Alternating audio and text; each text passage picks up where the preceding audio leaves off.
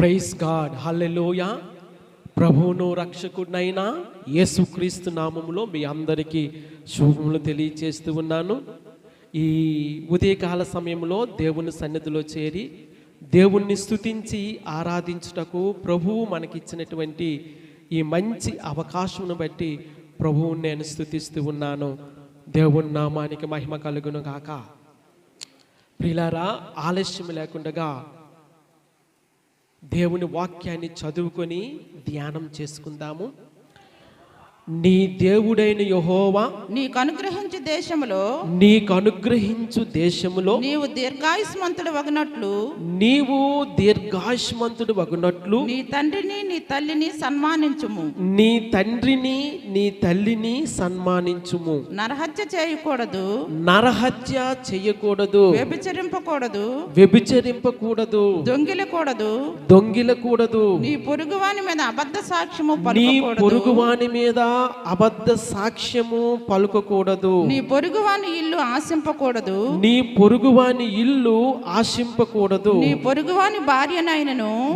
పొరుగువాని భార్యనైనను అతని దాసునైనను అతని దాసినైనను అతని ఎద్దునైనను అతని గాడిదనైనను నీ పొరుగువాని తగు దేనినైనను ఆశింపకూడదని చెప్పాను. ప్రార్థన చేసుకుందాము. పరిశుద్ధుడు అయిన తండ్రి, ప్రేమ కలిగిన ఆయన, వందనాలు చెల్లిస్తూ ఉన్నాను. కృప కలిగిన దేవా, నిండు మనసుతో కృతజ్ఞతలు చెల్లిస్తూ స్తుతిస్తూ ఉన్నాను. మోషే జీవితములో నుండి అనేకమైన సందర్భాలను మీరు మాకు బోధిస్తూ ఉన్నందుకు మీకు వందనాలు చెల్లిస్తూ ఉన్నాను. ఈ ఉదయకాల సమయంలో మీ దీవెన మాతో ఉంచుమని అడుగుతూ ఉన్నాను. దాసుడు తన యజమానుడి వైపు చూస్తూ ఉండినట్లుగా, దాసురాలు తన యజమానురాలి చేతి వైపు చూస్తూ ఉండినట్లుగా దేవా, ఆశతో మీ వైపు చూస్తూ ఉన్నాము. పరిశుద్ధాత్మ దేవా, మీరే మాకు బోధించుమని ప్రార్థన చేస్తూ ఉన్నాను. కృతజ్ఞతలు చెల్లిస్తూ స్తుతిస్తూ మీ దయించుమని ప్రార్థన చేస్తూ యేసుక్రీస్తు నామములో స్తుతించి ప్రార్థిస్తూ ఉన్నాను, కొనియాడుతూ ఉన్నాను, ఘనపరుస్తూ ఉన్నాను. జీవము గల పరమ తండ్రి, ఆమేన్. దై విల్ బీ డన్, నీ చిత్తము నెరవేర్చబడునుగాక అనే ఈ సిరీస్లో ప్రియులారా, మోషే జీవితానికి సంబంధించినటువంటి కొన్ని సందర్భాలను మనం ధ్యానం చేస్తూ ఉన్నాము. గడిచిన వారములో మోషే 10 ఆజ్ఞలు కూర్చున్నటువంటి సందర్భాన్ని మనం ప్రారంభించుకున్నాము. దేవుడు మోషేకి ఇచ్చినటువంటి 10 ఆజ్ఞలు చాలా స్పష్టంగా మనకు కనబడతా ఉన్నాయి.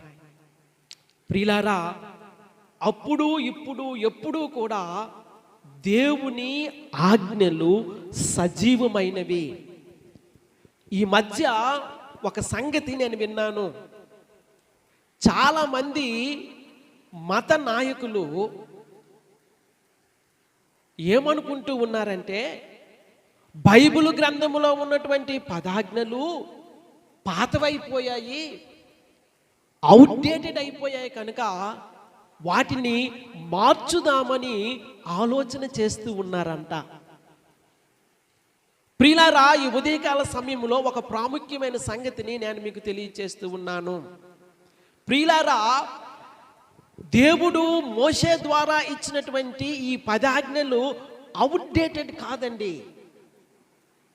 ఈ 10 ఆజ్ఞలు ఇప్పటికీ కూడా మనకు ఎన్నో సంగతులను మనకు బోధిస్తూ ఉన్నాయి, కనుక వాటిని మనము అనుసరించాల్సినటువంటి అవసరత ఎంతైనా ఉంది.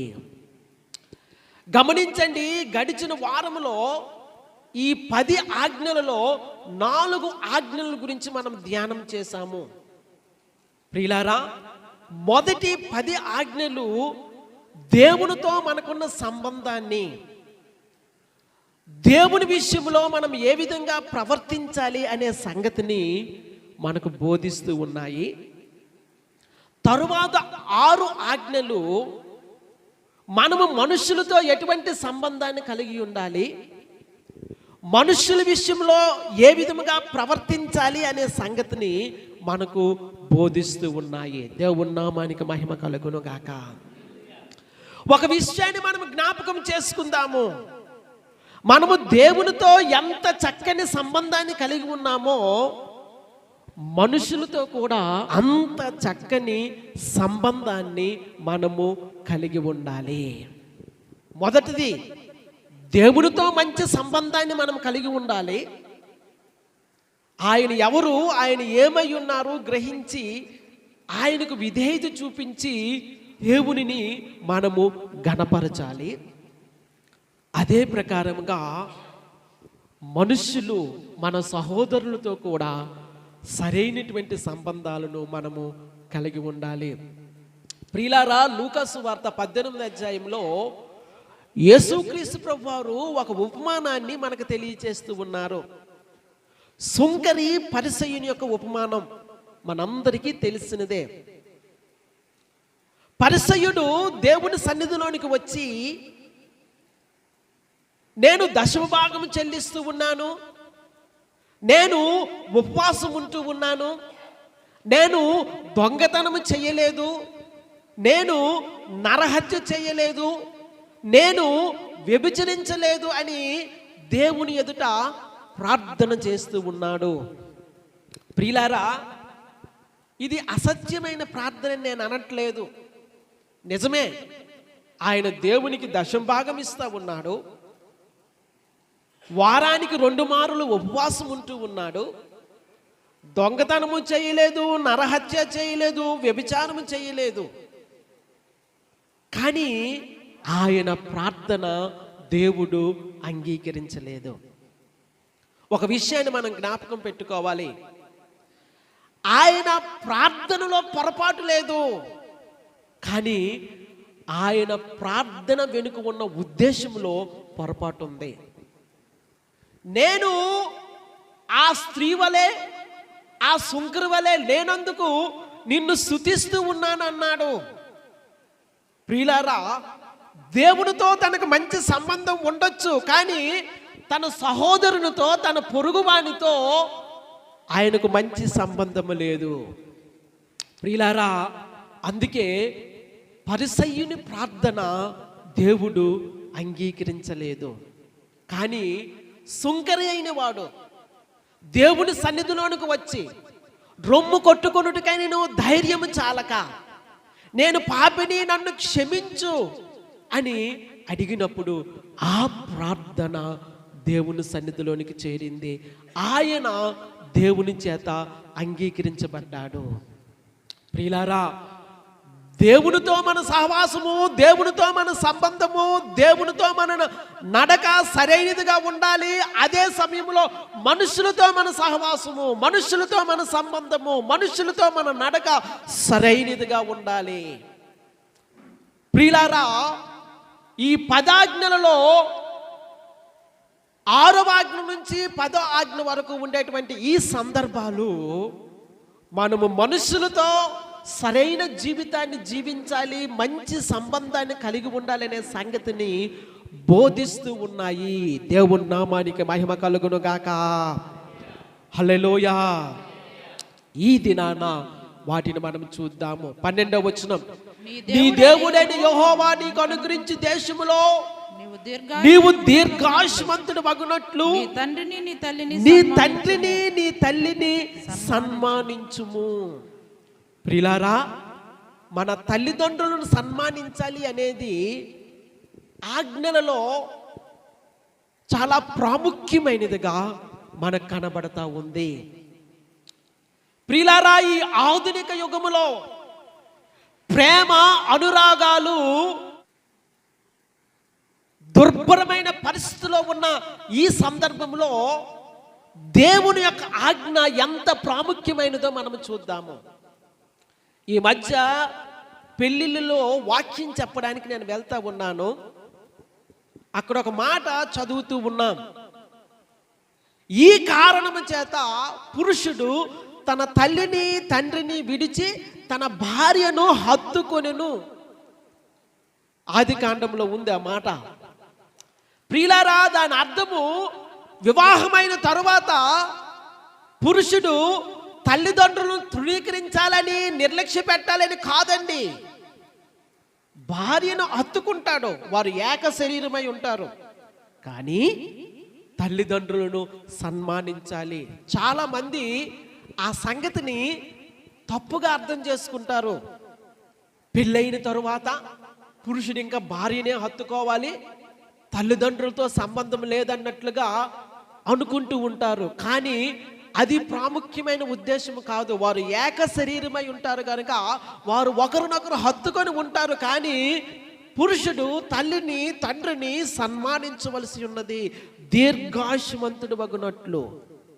ప్రియులారా, ఈ యుగములో లేదా ప్రేమ చల్లారిపోయే ఈ దినాల్లో తల్లిదండ్రుల్ని లెక్క చేయనటువంటి పిల్లలు ఎంతో మంది మనకు కనబడతా ఉన్నారు. ప్రియులారా, కొన్ని అసాంఘిక ఆచారాలు కూడా మన సమాజాల్లో ఉండడము చాలా దురదృష్టకరమైనటువంటి సంగతి. కొన్ని దురాచారాలు కూడా తల్లిదండ్రులను నిర్లక్ష్య పెట్టేవిగా ఉంటూ ఉన్నాయి. కేరళ రాష్ట్రంలో వృద్ధులైన వారిని ఒక చోటుకు తీసుకెళ్ళి వారి చేత కొబ్బరి నీరు ఎక్కువగా తాగించి తల మీద నుంచి బిందెలు బిందెలు నీరు పోస్తారంట. ఎందుకంటే అలా చేయడం ద్వారా ఆ వృద్ధులైన వారు త్వరగా మరణించాలి అని. ప్రియులారా, అది ఒక సాంఘిక దురాచారం. కొన్ని దేశాల్లో వృద్ధులైన వారిని తల్లిదండ్రులైన వారిని వదిలించుకోవడానికి ఒక ఎత్తైన కొండ మీదకి తీసుకుని వెళ్ళి అక్కడి నుంచి క్రిందకి తోసేస్తారంట. అది ఒక దురాచారం.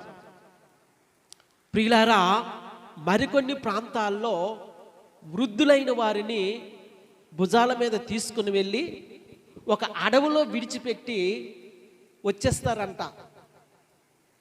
అంటే వారికి తెలియకుండా ఏ క్రూర మృగమో ఏ క్రూర జంతువో వచ్చి వారిని తినివేయాలనేది వారి యొక్క ఉద్దేశము. ప్రియులారా, ఇటువంటి దురాచారాలు నేటి సమాజంలో ఉండడం చాలా దురదృష్టకరమైనటువంటి సంగతి.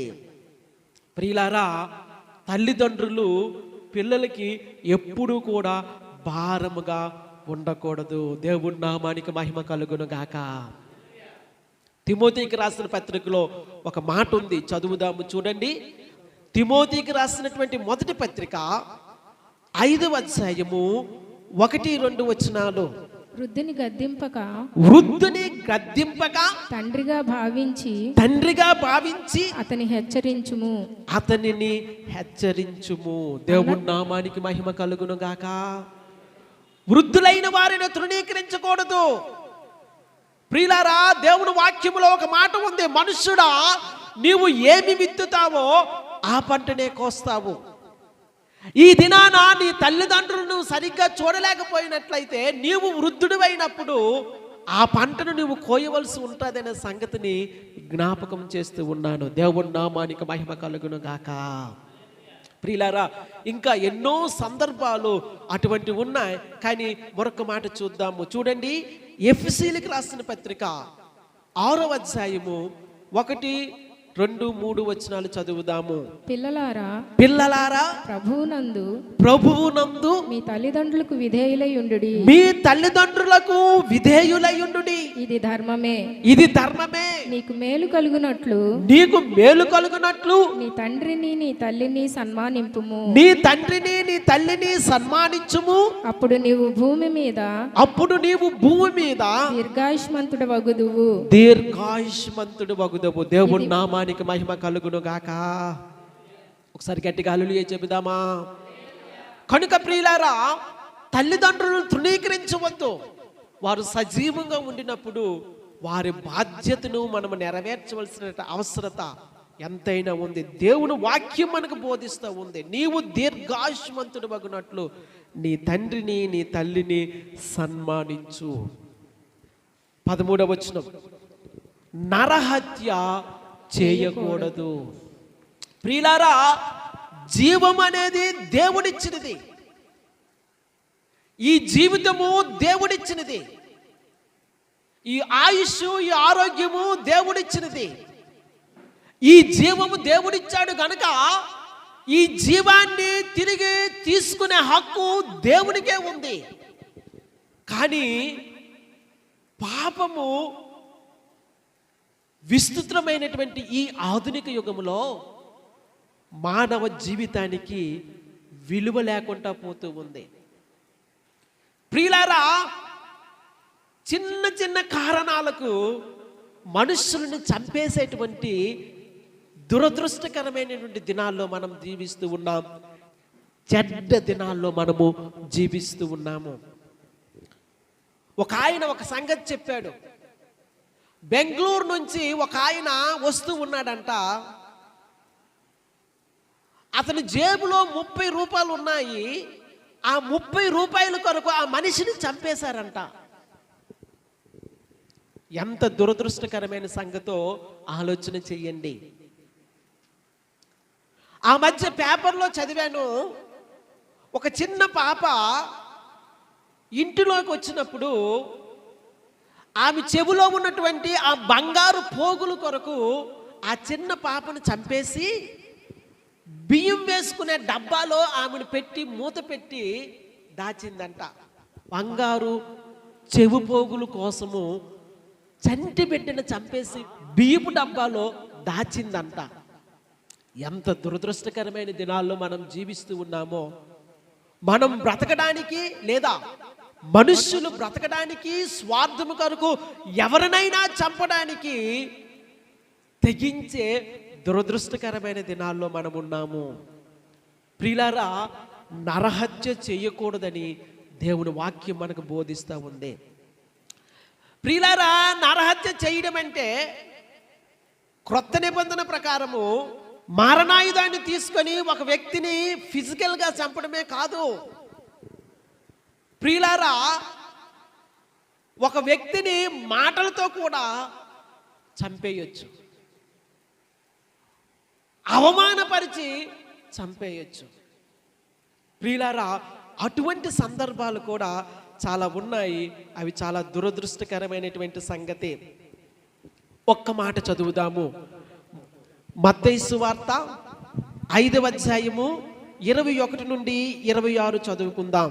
నరహత్య చేయవద్దు, నరహత్య చేయువాడు విమర్శకు లోనగునని. నరహత్య చేయవద్దు, నరహత్య చేయువాడు విమర్శకు లోనగునని పూర్వీకులతో చెప్పబడిన మాట, పూర్వీకులతో చెప్పబడిన మాట మీరు విన్నారు కదా. మీరు విన్నారు కదా. నేను మీతో చెప్పునదేమనగా, నేను మీతో చెప్పునదేమనగా, తన సహోదరుని మీద కోపపడు ప్రతివాడు, తన సహోదరుని మీద కోపపడు ప్రతివాడు విమర్శకు లోనగును. విమర్శకు లోనగును. తన సహోదరుని చూచి తన సహోదరుని చూసి వ్యర్థుడా అని చెప్పువాడు, వ్యర్థుడా అని చెప్పువాడు మహాసభకు లోనగును. మహాసభకు లోనగును. ద్రోహి అని చెప్పువాడు, ద్రోహి అని చెప్పువాడు నరకాగ్నికి లోనగును. నరకాగ్నికి లోనగును. వింటున్నారా? దేవుని మాటలు ఎంత స్పష్టంగా ఉన్నాయో వింటున్నారా? నీ సహోదరుని విషయంలో నీవు ఎంత జాగ్రత్తగా ఉండాలో వింటున్నారా? దేవుని వాక్యము మనకు బోధిస్తూ ఉంది. కనుక మన నోటిని మనము అదుపులో పెట్టుకోవలసినటువంటి అవసరత ఎంతైనా ఉందని ప్రభువు పేరట నేను మీకు జ్ఞాపకం చేస్తూ ఉన్నాను. 14వ వచనం, వ్యభిచరింపకూడదు. ప్రియులారా, కలుషితమైన ఈ దినాల్లో వ్యభిచారపు దురాత్మ లోకములో విస్తృతముగా పనిచేయడం అనేది మనము చూస్తూ ఉన్నాము. వివాహేతర సంబంధాలు, అక్రమ సంబంధాలు, ప్రియులారా, వీటిని అన్నిటినీ చూసినప్పుడు లోకము ఎంత కలుషితమైపోయిందో మనకు అర్థమవుతా ఉంది. ప్రియులారా, గడిచిన వారాల్లో మనం చెప్పుకున్నాము, వ్యభిచారం చేయటానికి వయస్సుతో పని లేదండి. ఇంతకు ముందు మనం చూసినట్లుగా వ్యభిచారము కొరకు యూదా పరుగులు పెడుతూ ఉన్నాడు. వ్యభిచారపు శోధన నుంచి తప్పించుకోవటానికి యోసేపు తప్పించుకొని పారిపోతూ ఉన్నాడు. యోదా వయసు ఎక్కడ, తన కోడలు అని తెలియక ఆమెతో వ్యభిచారం చేయడానికి పరుగులు పెడుతూ ఉన్నాడు. ప్రియులారా, మరొక వైపున యోసేపు వ్యభిచారపు శోధనలోంచి తప్పించుకొని పారిపోతూ ఉన్నాడు. కనుక వ్యభిచారం అనే దురాత్మ లోకములో బలముగా పనిచేస్తూ ఉంది. ప్రియులారా, అటువంటిది దేవుని సంఘములో ఉండకూడదు. కొన్నిసార్లు ఆలోచన చేసినప్పుడు ఇటువంటి వ్యభిచారపు దురాత్మ శోధన సంఘాల్లో కూడా ఉందేమని భయమేస్తూ ఉంది. ఎందుకంటే సంఘాల్లోకి వస్తున్నటువంటి ఆడపిల్లల యొక్క వస్త్రధారణ చాలా భయంకరంగా ఉంటూ ఉంది. ప్రియులారా, అదే కల్చర్ ఫాలో అవుతున్నారో నాకైతే తెలియదు, కానీ చాలా మంది అసభ్యకరమైన వస్త్రధారణ చేసి దేవుని సంఘాలకు వెళ్ళడము చాలా దురదృష్టకరమైనటువంటి సంగతి. దేవుని దయ వలన అటువంటి పరిస్థితి మన సంఘంలో లేదు. దేవుని నామానికి మహిమ కలుగును గాక. కానీ కొన్ని సంఘాల్లో చూసినట్లయితే ప్రియులారా, దారుణంగా లోకాన్ని అనుసరించి వారు వస్త్రధారణ చేయడం అనేది నేనంటాను వ్యభిచారపు దురాత్మ వలన కలిగినటువంటి సంగతి. కనుక అటువంటివి సంఘంలోనికి ప్రవేశించకుండా జాగ్రత్త వహించుదాము. ప్రియులారా, ఈ వ్యభిచారం అనేది కుటుంబ వ్యవస్థను నాశనం చేస్తూ ఉంది, వివాహ వ్యవస్థను నాశనం చేస్తూ ఉంది. కనుక అటువంటి పరిస్థితి సంఘాల్లో ఉండకూడదు. ప్రియులారా, పరిశుద్ధముగా జీవించవలసినటువంటి అవసరత మన మాటలో కానీ, మన వస్త్రధారణలో కానీ, మన ప్రవర్తనలో కానీ పరిశుద్ధతను మనము అనుసరించాల్సిన అవసరత ఉంది. లోకానుసారమైన జీవితము మనకి వద్దు. దేవుని నామానికి మహిమ కలుగును గాక. 15వ వచనం, దొంగిలకూడదు అంటే దొంగతనము చెయ్యకూడదు. ప్రియులారా, మనం ఏదైనా ఒకటి సంపాదించుకోవాలి అంటే 3 పద్ధతులు ఉన్నాయి. ఒకటి, మనం కష్టపడి సంపాదించుకోవాలి. 2, ఎవరైనా మనకు బహుమానంగా అయినా ఇవ్వాలి. 3, దొంగతనమైనా చెయ్యాలి. కష్టపడి సంపాదించుకోవాలి, లేదా ఎవరైనా మనకు అది బహుమానంగానే ఇవ్వాలి, లేదా దొంగతనమైనా చెయ్యాలి. ప్రియులారా, మరొకరి ఆస్తిని మరొక వ్యక్తికి సంబంధించినది దొంగతనము చెయ్యకూడదు. క్రొత్త నిబంధన కాలంలో కూడా ఆ సందర్భము మనకు తెలుస్తూ ఉంది.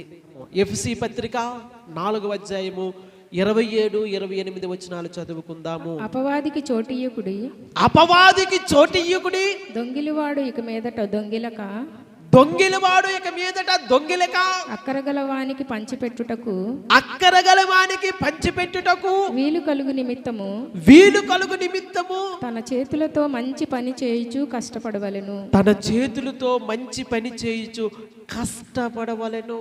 ప్రియులారా, కష్టపడి మనము సంపాదించుకోవాలి. స్టూవర్ట్పురం దొంగ సుధాకర్ గారి గురించి మీకు తెలుసో లేదో, ఆయన గజ దొంగ. ఇప్పుడు లేడు, ప్రభువునందు నిద్రించాడు ఆయన. ఒక 20 సంవత్సరాల క్రితం లేదా ఒక 30 సంవత్సరాల క్రితము ఆయన మంచి సాక్ష్యం కలిగి అనేక చోట్ల దేవుని చేత వాడబడ్డాడు. దేవుడు అతని మనస్సును మార్చాడు. ఆయన దేవునికి సాక్షి అయ్యి మంచి పరిచర్య చేశాడు.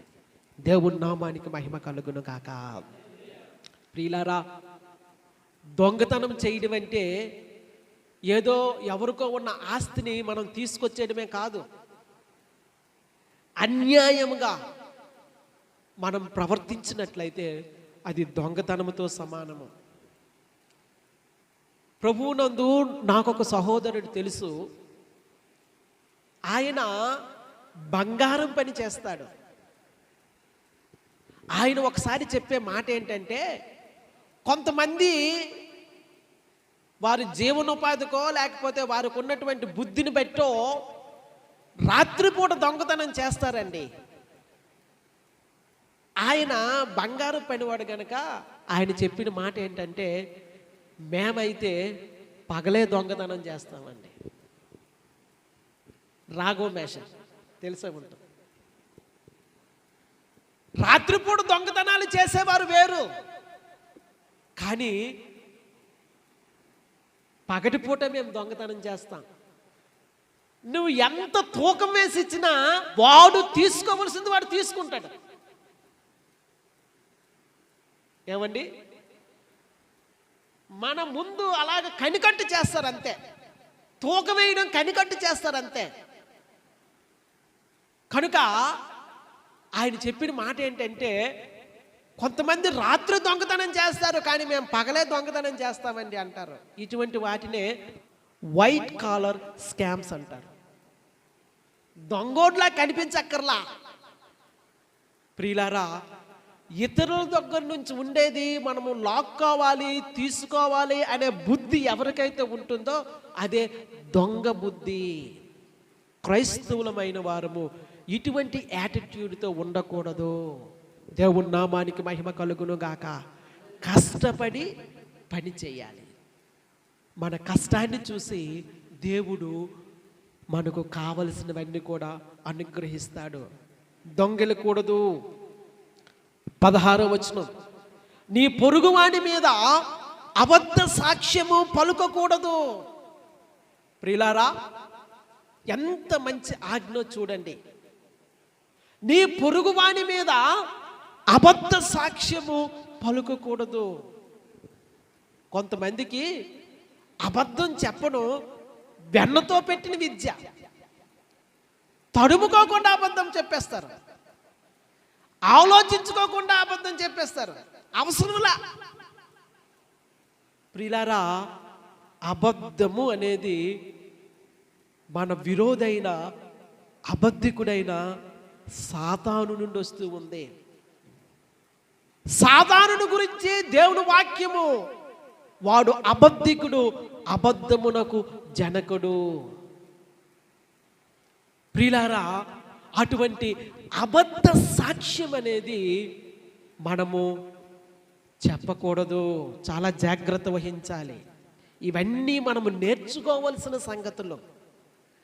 ప్రియులారా, మరొకరి గురించి అబద్ధ సాక్ష్యం చెప్పడం అనేది నేరము. ఒక దైవజనుడు అంటాడు,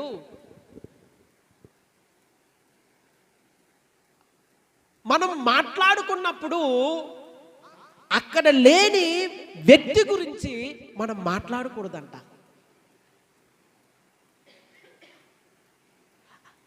మనం ఎవరితోనైనా మాట్లాడుతూ ఉండినప్పుడు అక్కడ లేని మూడో వ్యక్తి గురించి మనం మాట్లాడకూడదని చెప్తాడు. సరే, విషయం ఏంటంటే అబద్ధ సాక్ష్యము చెప్పకూడదు. నీ పొరుగువాని మీద అబద్ధములు చెప్పకూడదు. యాకోబు పత్రిక 4వ అధ్యాయము 11వ వచనం, సహోదరులారా సహోదరులారా ఒకనికి విరోధముగా ఒకడు ఒకనికి విరోధముగా ఒకడు మాటలాడుకుని తన సహోదరునికి విరోధముగా మాటలాడి తన సహోదరునికి తీర్పు తీర్చువాడు ధర్మశాస్త్రమునకు వ్యతిరేకముగా మాటలాడి ధర్మశాస్త్రమునకు తీర్పు తీర్చుచున్నాడు. నీవు ధర్మశాస్త్రమునకు చాలండి సహోదరులారా, ఒకరికి విరోధముగా ఒకరు మాట్లాడవద్దు. ప్రియులారా, చేతనైతే క్షేమము కలుగులాగున, ఆదరణ కలుగులాగున, ప్రోత్సాహం కలుగులాగున కన్స్ట్రక్టివ్గా మనం మాట్లాడాలే తప్ప తులనాత్మకంగా కానీ డిస్ట్రక్టివ్గా కానీ మనము మాట్లాడకూడదు. సహోదరులారా, ఒకరికి విరోధముగా మనం మాట్లాడకూడదు. ఒకరికి విరోధముగా మనము అబద్ధ సాక్ష్యము చెప్పకూడదు. ప్రియులారా, ఇది మన జీవితాలకు ఎంత ప్రాముఖ్యమైనదో గమనించండి. సంఘములో ఐక్యత కావాలి అంటే, సంఘములో ఒకరి పట్ల ఒకరికి గౌరవము, భక్తి, ఘనత కావాలి అంటే అబద్ధ సాక్ష్యములు చెప్పకూడదు. దేవుని వాక్యానుసారమైన మాటలు మాట్లాడాలి. సాధ్యమైనట్లయితే సంఘానికి క్షేమం కలుగులాగున, సంఘానికి ఆదరణ కలుగులాగున, సంఘములో ఐక్యత పెంపొందులాగున మనం మాట్లాడాలే తప్ప దేవుని సేవకునికి కానీ లేదా సంఘములో ఉన్న సభ్యునికి కానీ పరిశుద్ధులకు కానీ విరోధముగా మనం మాట్లాడకూడదు.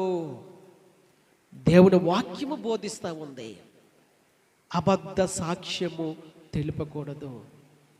ఇంకా చివరిగా 17వ వచనంలో చూసినట్లయితే, నీ పొరుగువాని ఇల్లు ఆశింపకూడదు, నీ పొరుగువారి భార్యనైనను, అతని దాసునైనను, అతని దాసినైనను, అతని ఎద్దునైనను, అతని గాడిదనైనను, నీ పొరుగువానిదగు దేనినైనను ఆశింపకూడదని చెప్పాను. ఆశించడం, నీది కానిది ఆశించడం మంచిది కాదు. ప్రియులారా, నీ పొరుగువానికి సంబంధించినది, నీ పొరుగువానిది ఏది నువ్వు ఆశించకూడదు. కవచస్నెస్ అంటారు ఇంగ్లీష్లో. అయితే దేవుడు మనకేది ఇచ్చాడో అదే మనం చూసుకోవాలి. చేతనైతే సహాయం చేయాలి, చేతనైతే మరొకరికి మనం ఇవ్వాలి. ఒకవేళ చేత కాకపోయినట్లయితే దేవుడు మనకిచ్చిన దానితో సంతృప్తి చెందాలి తప్ప మరొకరికి సంబంధించినది మనము ఆశించకూడదు. దేవుని నామానికి మహిమ కలుగును గాక. హల్లెలూయా. ప్రియులారా, ఆశించుట అనేది గొప్పదైన పాపముగా దేవుని వాక్యములో మనము చూస్తూ ఉన్నాము. కనుక ఈ 6 ఆజ్ఞలు మనకు దేనినైతే బోధిస్తూ ఉన్నాయో ఆ ప్రకారముగా మన పొరుగువానితోనూ మన సహోదరునితోనూ మంచి సంబంధము కలిగి ఉండేలాగా మన జీవితాలు ఉండాలని ప్రభువు పేరట నేను మీకు తెలియచేస్తూ ఉన్నాను. ఇలాగ ఉండాలి అంటే సహోదర ప్రేమ మన మధ్యలో ఉండాలి. దేవుని నామానికి మహిమ కలుగును గాక. మన పొరుగువానితో మనకు మంచి సంబంధం ఉండాలి అంటే, మన పొరుగువానితో మనకు మంచి సహవాసం ఉండాలి అంటే, మన పొరుగువానితో మనము సక్రమంగా నడవాలి అంటే ప్రేమ అనేది మనలో ఉండాలి. చివరిగా చదువుదాము. రోమీలకు రాసిన పత్రిక 13వ అధ్యాయము 8వ వచనము నుండి, ఒకరినొకడు ప్రేమించుట విషయంలో తప్ప, ఒకరినొకడు ప్రేమించుట విషయములో తప్ప మరేమియు ఎవనికి అచ్చి ఉండవద్దు. పొరుగువానిని ప్రేమించువాడే ధర్మశాస్త్రమును నెరవేర్చినవాడు. ఎలాగనగా వ్యభిచరింపవద్దు, నరహత్య చేయవద్దు, దొంగిలవద్దు, ఆశించవద్దనియు మరి ఏ ఆజ్ఞ అయినా ఉన్న ఎడల మరి ఏ ఆజ్ఞ అయినా ఉన్న ఎడలా అదియు నిన్ను వలె నీ పొరుగువాని ప్రేమింపవలెనను ఆ వాక్యములో నిన్ను వలె నీ పొరుగువానిని ప్రేమింపవలననే వాక్యములో సంక్షిప్తముగా ఇమిడి ఉన్నది. సంక్షిప్తముగా ఇమిడి ఉన్నది.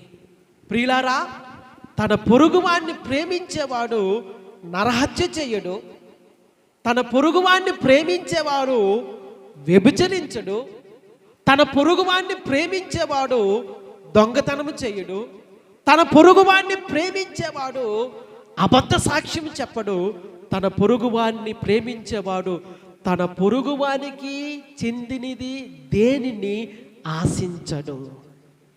ప్రియులారా, ఇలాగ చెయ్యాలి అంటే దేవుని ప్రేమ మనలో ఉండాలి.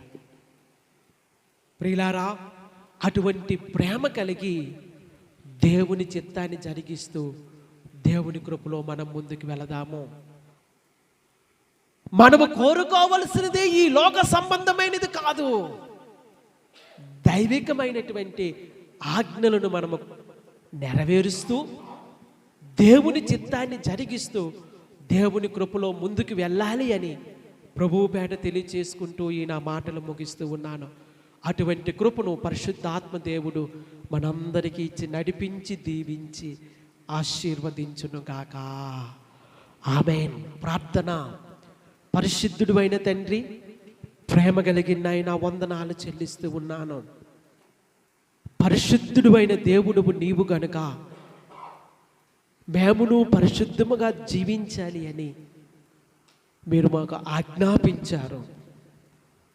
నీ ఆజ్ఞలు నెరవేరుస్తూ పరిశుద్ధమైన ప్రేమ కలిగిన జీవితాన్ని జీవించడానికి మాకు నేర్పించమని కృతజ్ఞతలు చెల్లిస్తూ స్తుతిస్తూ ఉన్నాను.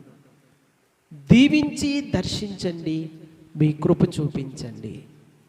యేసుక్రీస్తు నామములో స్తుతించి ప్రార్థిస్తూ ఉన్నాను, కొనియాడుతూ ఉన్నాను, ఘనపరుస్తూ ఉన్నాను.